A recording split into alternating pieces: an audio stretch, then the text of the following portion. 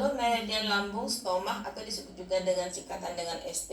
dimulai dari sisi lateral hidung di yin xiang yaitu di LI 20 ke cantus medial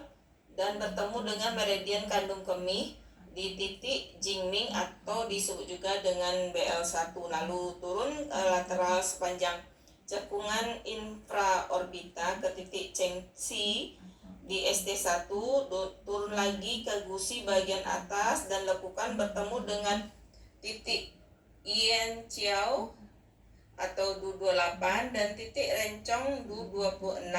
melingkar di sekitar bibir dan bertemu dengan meridian CV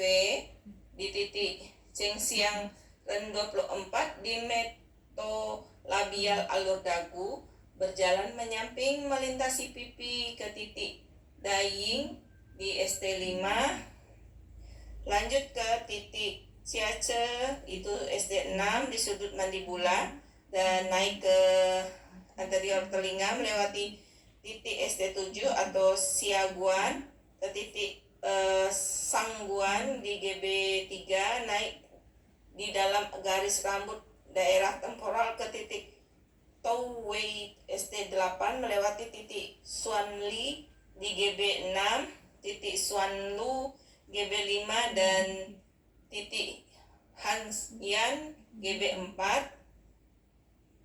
mengikuti garis rambut untuk bertemu di meridian GV pada titik Du24 atau senting. Nah, cabangnya itu di titik Daying di ST5 turun sepanjang batas anterior otot sternocleidomastoid di daerah tenggorokan, memasuki fossa supraclavicular di daerah Suepen di ST12,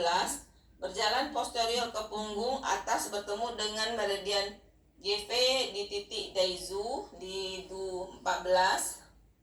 turun melalui diafragma dan bertemu dengan titik Sangwan di Ren 13 dan titik Zhongwan di Ren 12 untuk masuk ke perut dan terhubung dengan limpa. Lanjut turun dari Kunpen ST12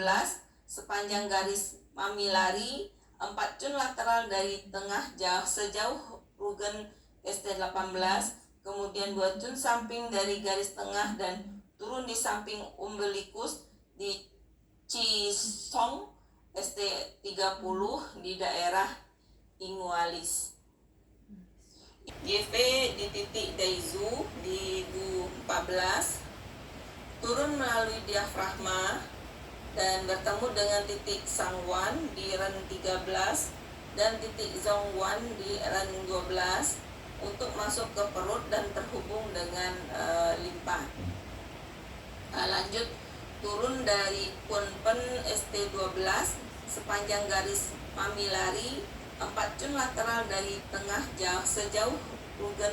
ST18, kemudian 2 cun samping dari garis tengah dan turun di samping umbilikus di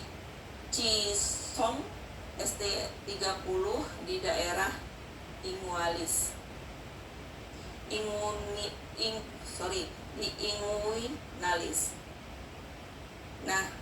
lanjut itu dari pilorus lambung turun di dalam perut dan bertemu dengan bagian meridian sebelumnya yaitu Cicong ST 30. Nah, dari Cisong ST 30 meridian berjalan